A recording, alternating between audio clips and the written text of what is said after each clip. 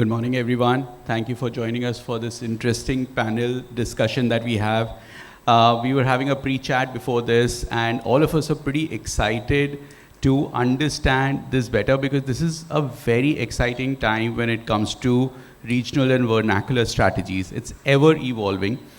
What we've also noted that India's cultural and linguistic scale has tilted. EY's M&E report notes that 52% of India's digital audience consumes content primarily in vernacular languages. Regional content contributed to 60% of viewership growth across video platforms. Language first consumer behavior. 68% of the CMOs say that language first creative significantly improves considerations and conversions. And we have pointers and data and statistics which we can go on and on. We have a very interesting panel today where we will navigate from a life insurance company to a recent jewelry brand to an established M&E player in the industry and see their perspectives on how they are navigating this entire gamut. I'll start with you, Karthik. Content is booming massively, okay? For you, content acquisition and also ensuring that you're helping the brands reach out to the right target audience and help them achieve their business goals. It's a very complex state to be in. How do you manage that? Hi everyone, good afternoon. Thanks, Maya, for getting this started.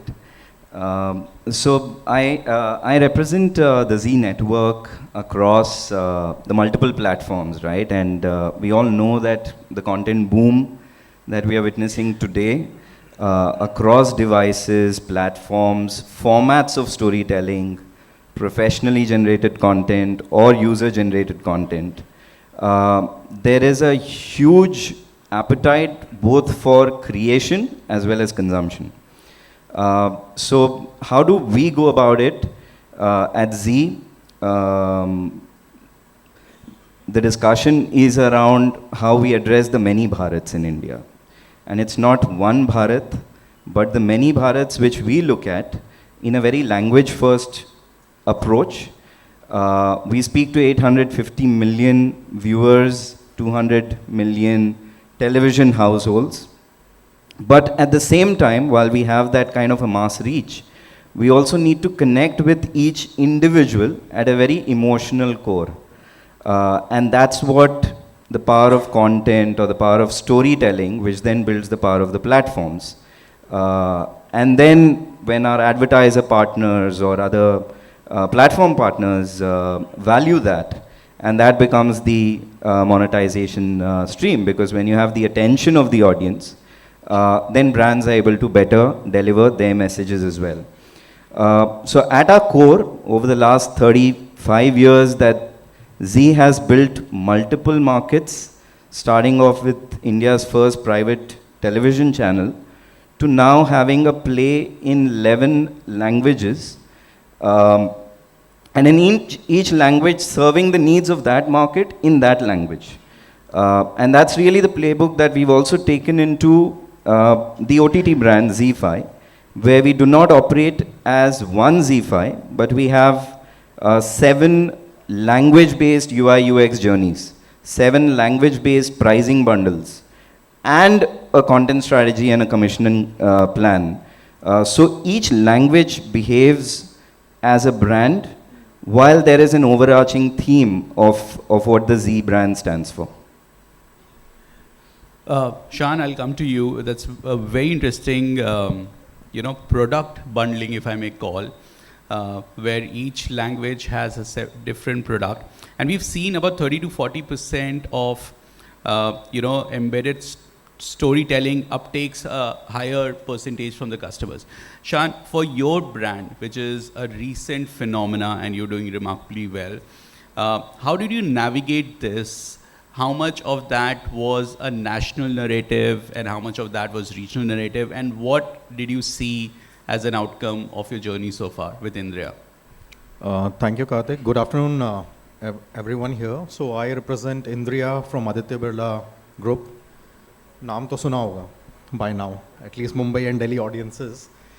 Our journey is, while from a consumer point of view, it's about 15, 16 months old when we launched the brand. It's a very pertinent question for our category. I'll tell you why. Because while in India, fashion is looking westwards. So when people buy and consume fashion, the inspiration is what's happening in Europe, what's happening in US, and hence what happened in a Paris runway comes to India and everybody embraces that. Jewelry is very different. Jewelry is like food. It's like if a vada pav center is famous in South Mumbai, people go for vada pav there, right? And if a filter coffee is famous in a particular gully, people go there. Rameshwaram Cafe in Bangalore, or Bangalore rather, people will go there.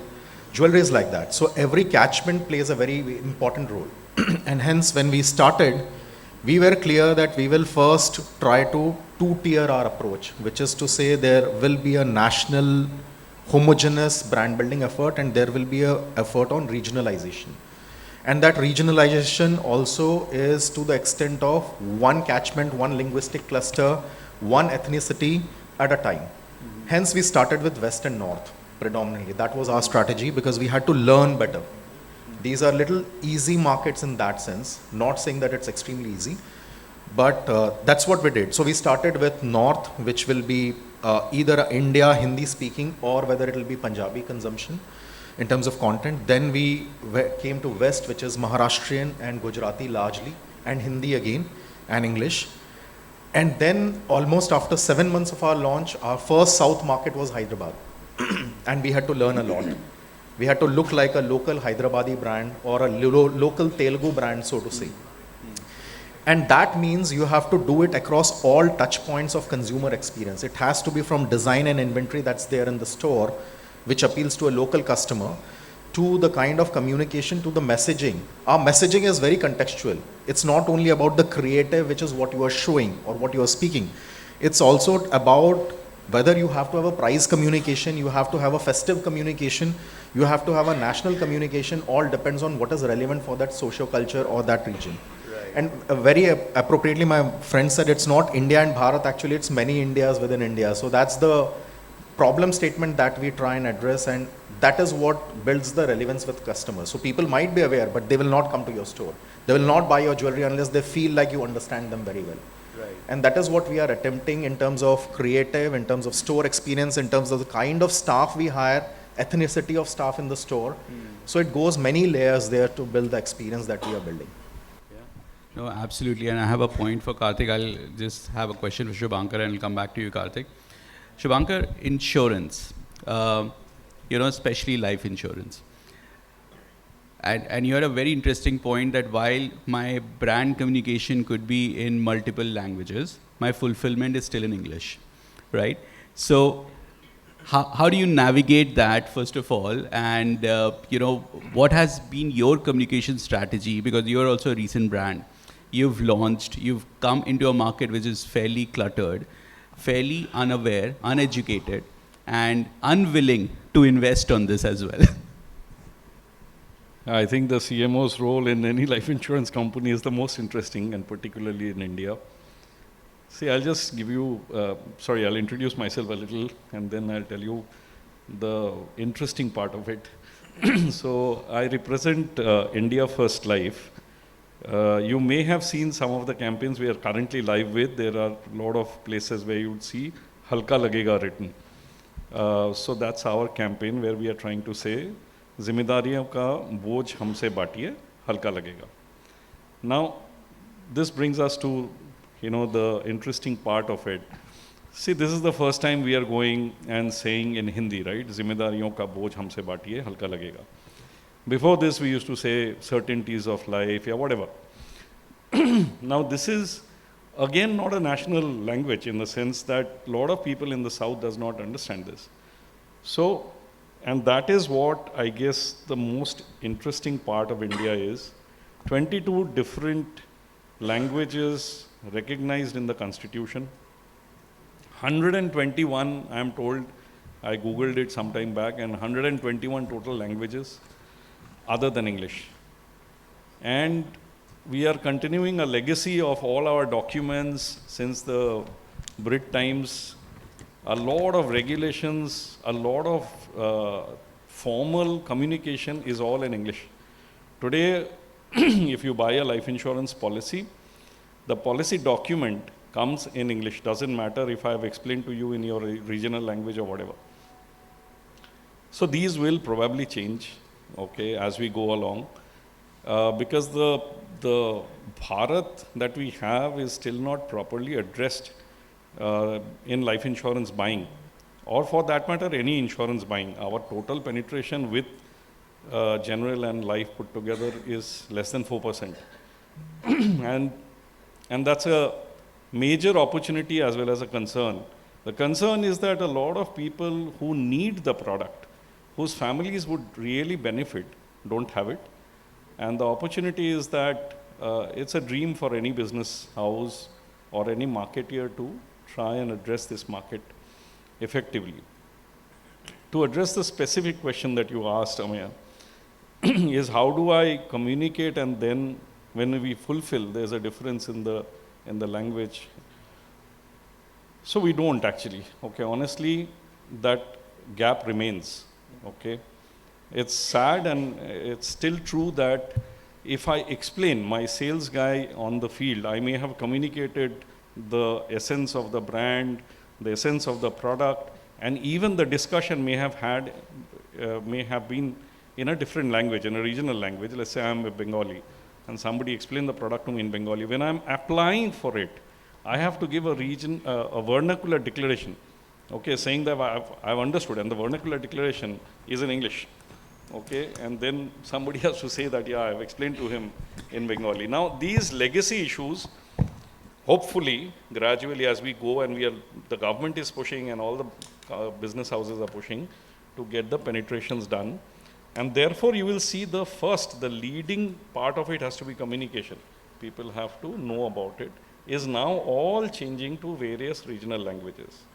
So, one small example is in the campaign we have launched, which I said, Halka Lagega, Zimmedariyon ka bojh humse baate. There are multiple languages in which we had to change the music behind it.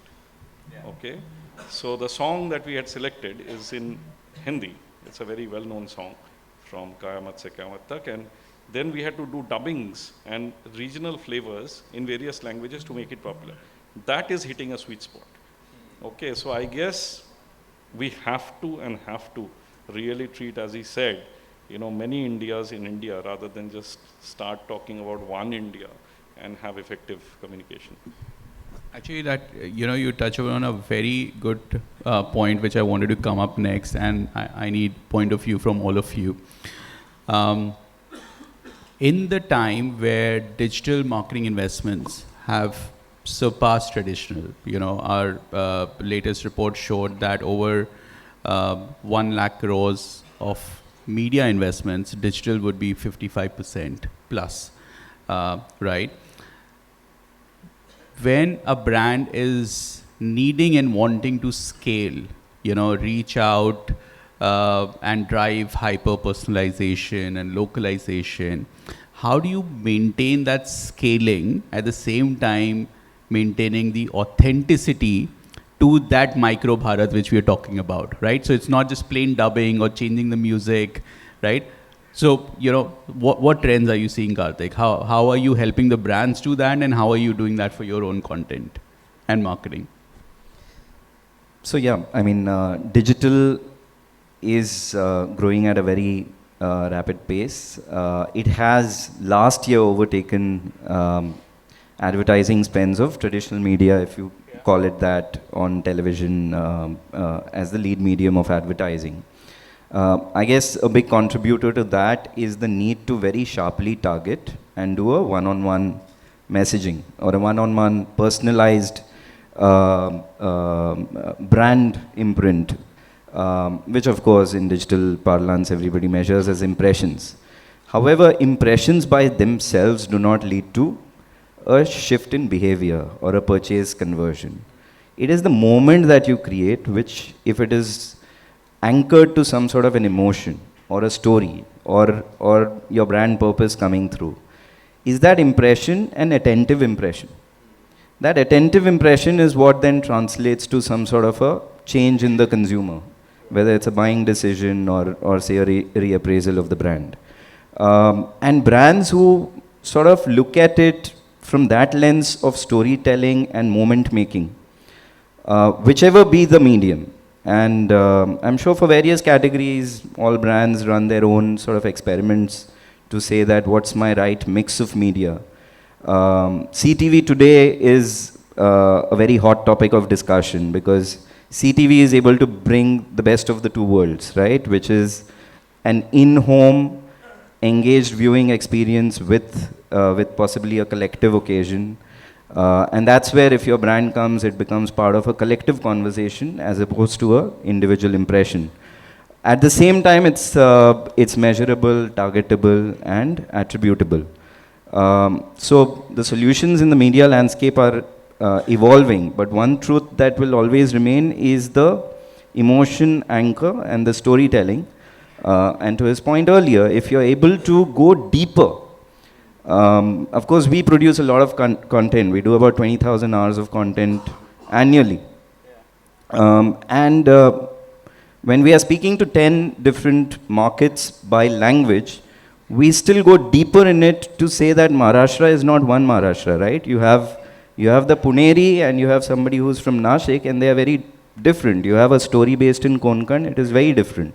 So we kind of look at representation at a broader lens and go deeper into that cultural milieu to be able to make that very emotional connect. And that can happen at scale if it feels personal to me.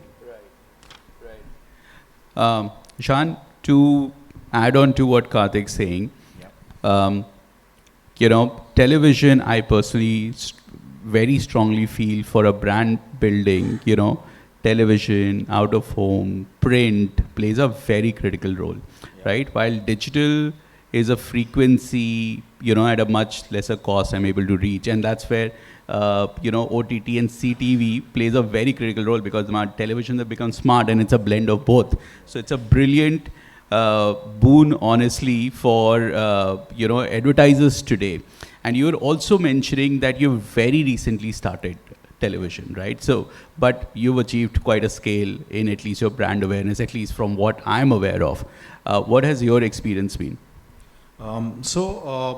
Actually, we look at media not as traditional and digital.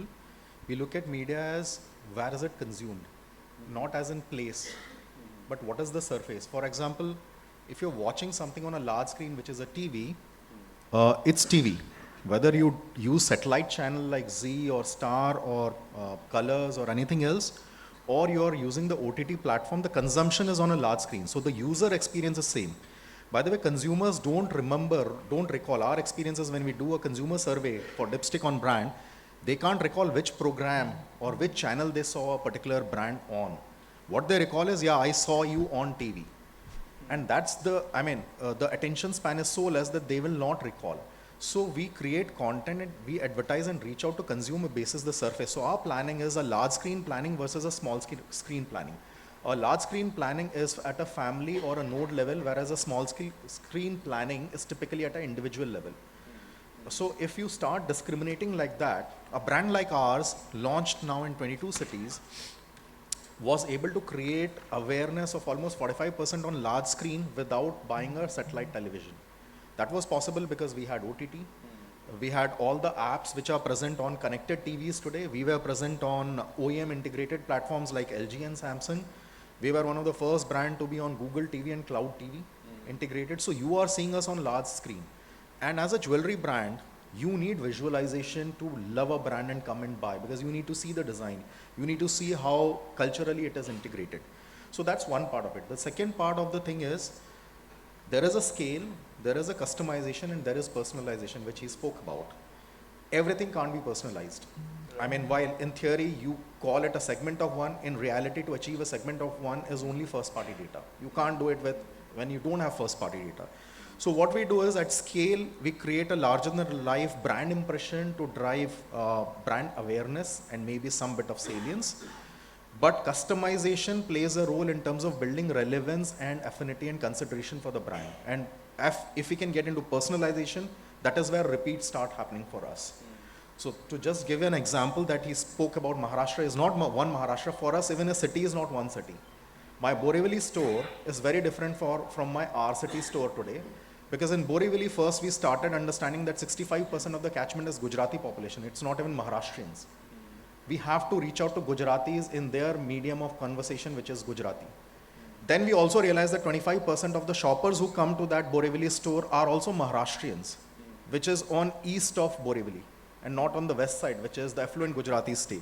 So you have to get into those nuances of catchment in a jewelry store to get into customization. Personalization we can do only when we have first party data in terms of preference, what they bought, what they searched, what their moments of jewelry buying is, what kind of functions they attend, what's their social life.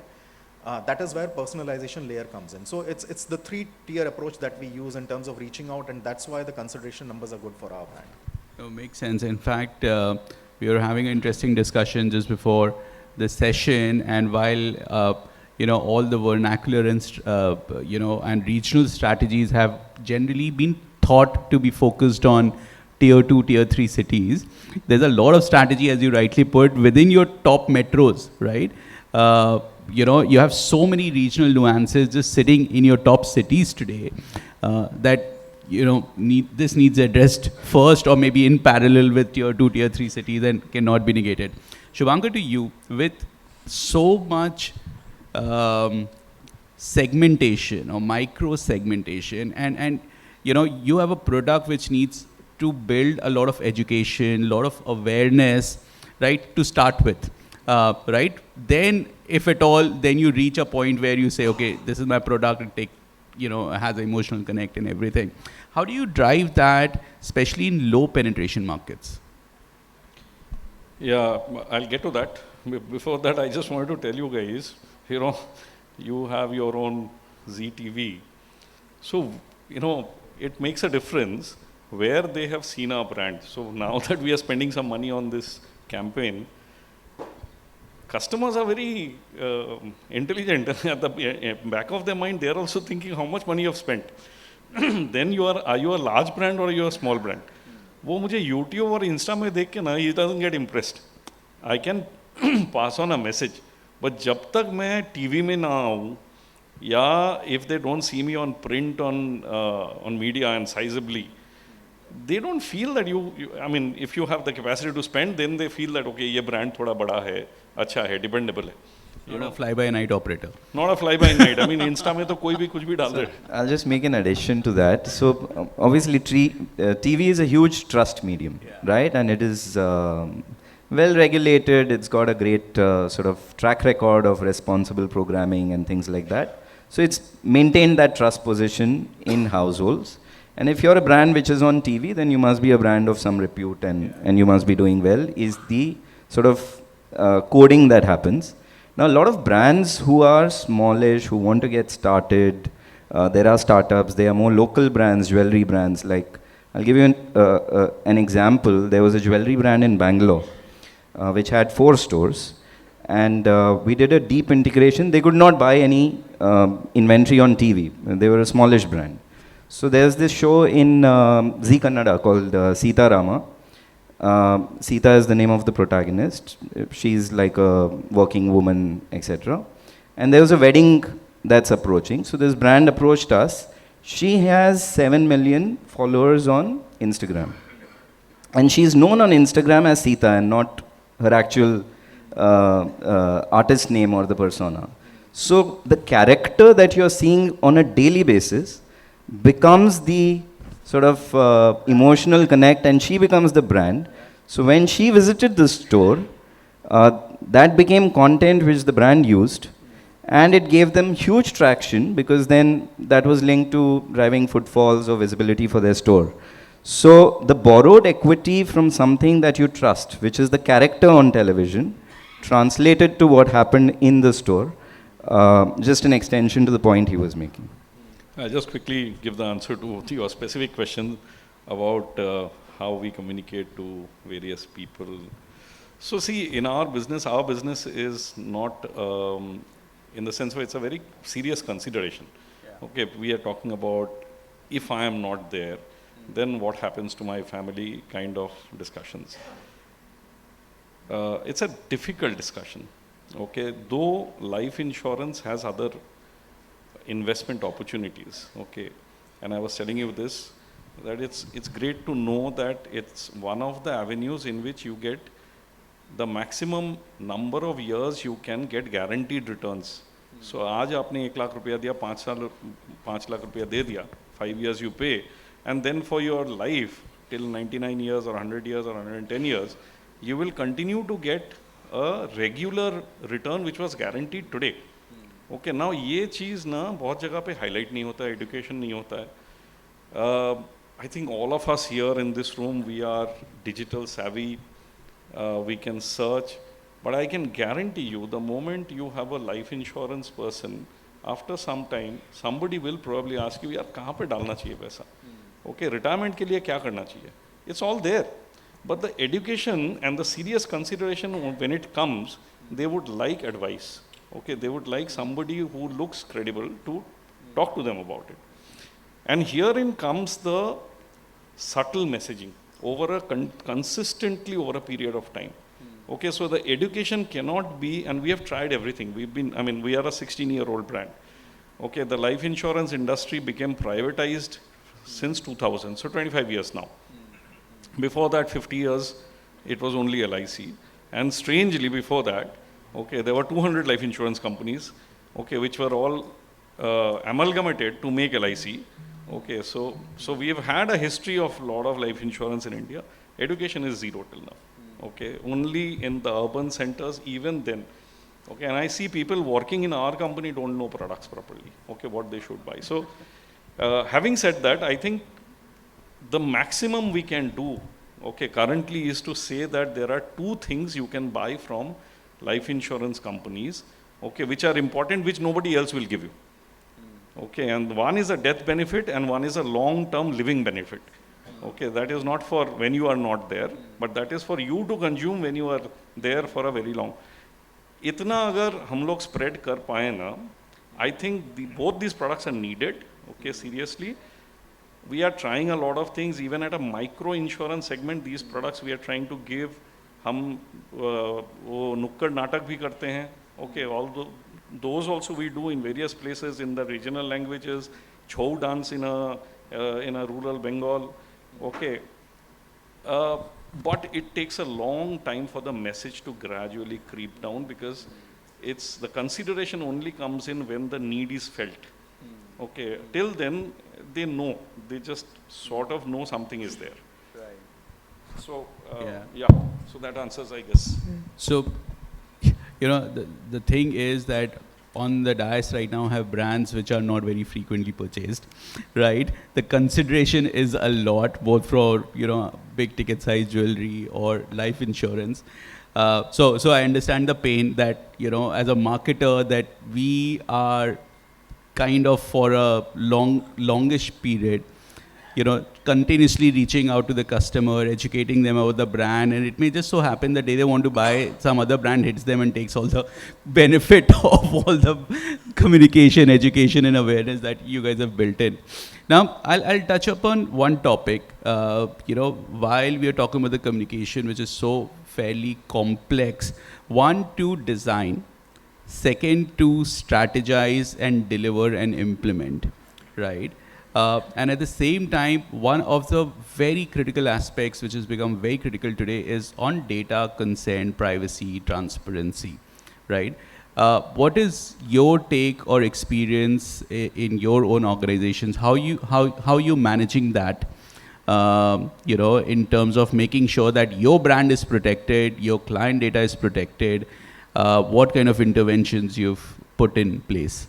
And anyone can take this up. And I would, in fact, want to take from all three of you because it's very diverse. So for us, interestingly, we are a very regulated industry. Most people won't know in terms of data beyond what is DPDP recommended. So when a customer buys beyond a certain value, we need the PAN card. As a jeweler, you need the PAN card to figure out who is buying. And we have to keep that record for some time, but secure and not to be used for any other purpose. That's the regulation. So we have data, but this is first party data. And obviously this first party data is basis the consent that consumers are giving. We also get the consent for being able to campaign back to them, because a lot of rich messaging goes out to people who have bought from us to drive repeats, to send them catalogs, to send them what is available next.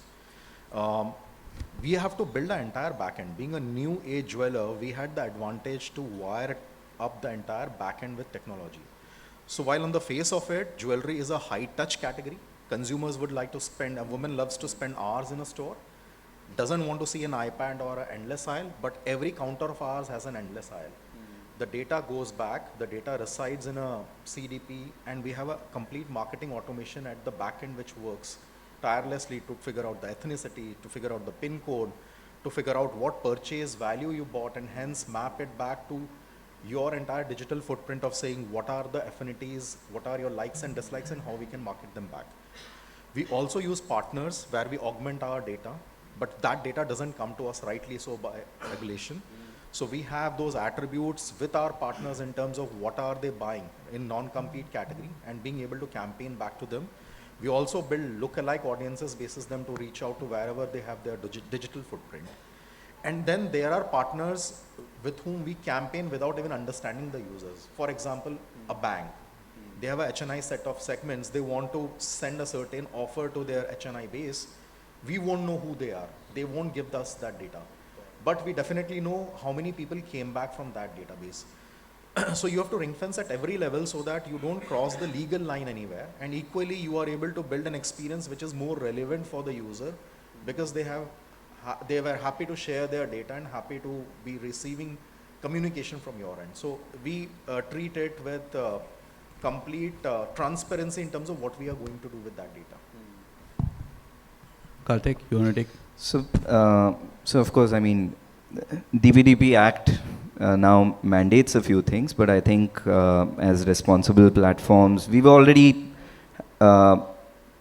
using a lot of data for our own inciting work and our own campaigning and efficient targeting work earlier. All of that was already consent-led. So on the digital side, we reached about 350 million users. And there is also a lot of interactivity that we drive between our content on television to the platforms.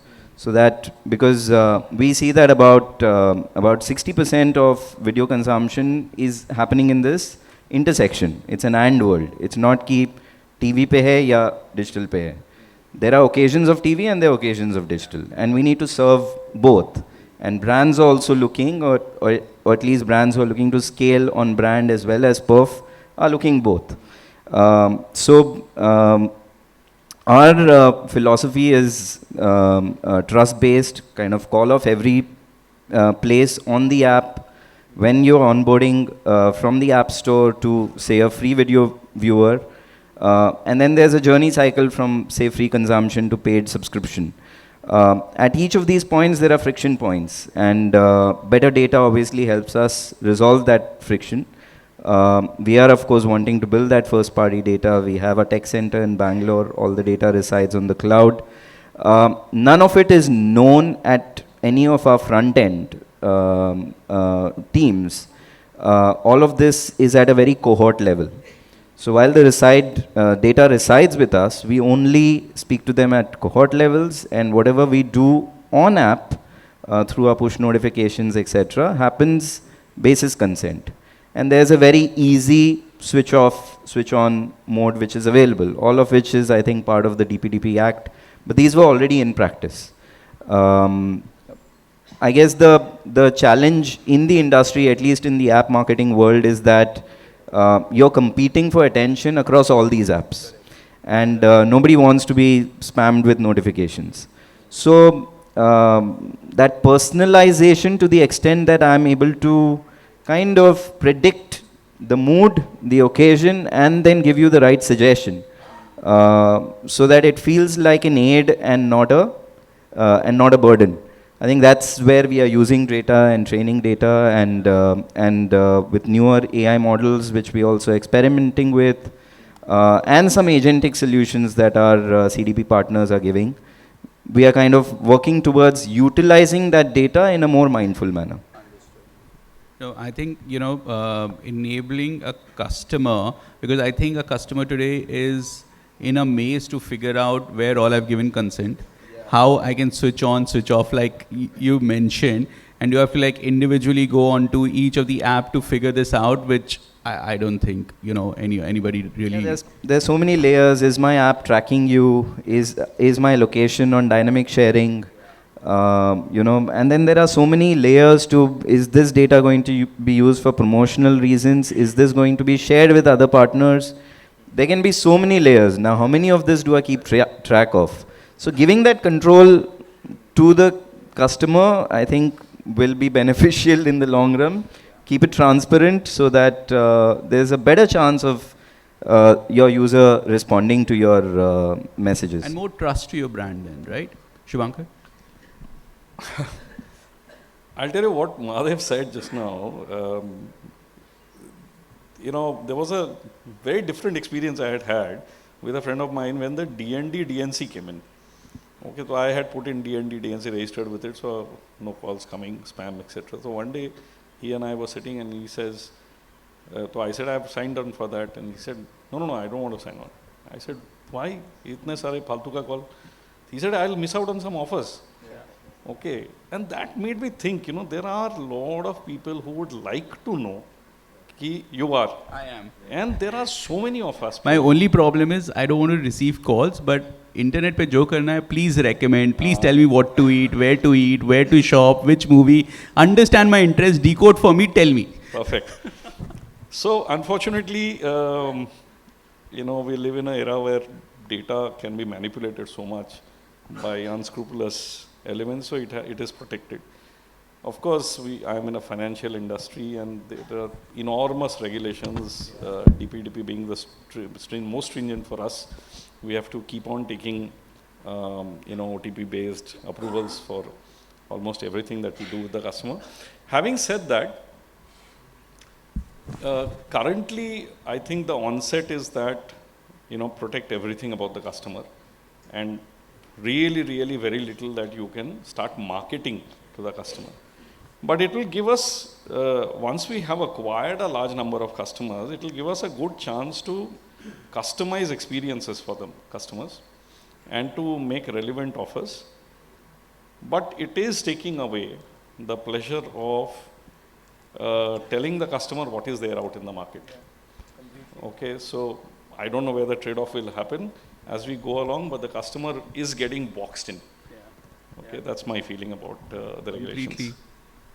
I think that's another thing. I think, and we had a very interesting discussion on how life insurance, typically the communication has been on fear mongering than rather than the positive side. I think the same is, metaphorically you have to put in is on the data side as well, right? So there's just so much fear which has been built about your data. Like, I really want to be open, and I want internet and Google and Agentic AI and ChatGPT to figure out what I want, right? So please understand, I will allow tracking, multiple tracking. I always click on allow, but I'm also fairly, I should touch wood, not jinx it. I think I should be able to deal with if something comes my way. But most of the audience may not be aware on how to deal with it, right? So that's where they're like, I'll rather keep it switched off and then work on it. Okay, we are almost towards the end of the session. I have some very interesting questions for the closing remarks, and you all should and must respond to these questions. Let me start with one thing.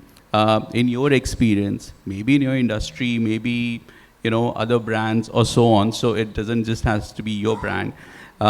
One thing marketers still get wrong about cultural nuance. Okay, I'll try and go for it. See, I think we think if we talk to the customer in a particular language, we'll be closer to the customer. Yes, it is a medium of exchange of information, but I think the content, okay, is not given as much importance as it should be. And definitely in my industry, okay, we still use a lot of jargon. we still don't connect with the customer the way the customer would actually understand the messaging. Okay, and that's because most of us are inbred in that culture for a very long time. And also it has something to do with that the product itself is sometimes very complicated. Okay, if you want to, in short, talk about the product, you really have to come to some sort of a jargon, let's say. You know, when we say premium, for a lot of people, premium is a jargon. Okay, now some of us here will understand it, maybe we have bought it. But when we talk to a rural person who has never bought a premium is not something they understand. Installment is not something they will understand. Okay, and therefore I think the content and simplifying the content to the audience is not given as much as the medium to reach them or the language we are talking in. Actually, a very valid point. Sorry. Shan? So quick answer is what people most marketers don't get right is they believe wishing in every festival, which is a local festival, you have just won over the customer. It doesn't work. Trust me, every brand does that. Your family grocer next to your home does that. That's as shallow as brands can be, and we all have seen Happy Gudi Padwa, every brand will do it. Happy Varalakshmi, every brand will do it. It's not even called Happy Varalakshmi, by the way. But brands do Happy Varalakshmi. So I think we have to get deeper than that. And I think I relate to him when he says just picking up the language is not enough. Human insights more often than not remain the same, irrespective of your ethnicity, linguistic cluster, etc. You have to get into human insight to connect with consumers. Yeah, I think if kind of the journey to simplicity is a tough one, right? I think the intent might be there for brands to do it, to connect, but you have to go really deep. And at least a method that we follow in our content world to go deep in that world is to look not just at bhasha, but if you go deeper, there is boli, there is lehza, there is rituals and customs and daily rhythms.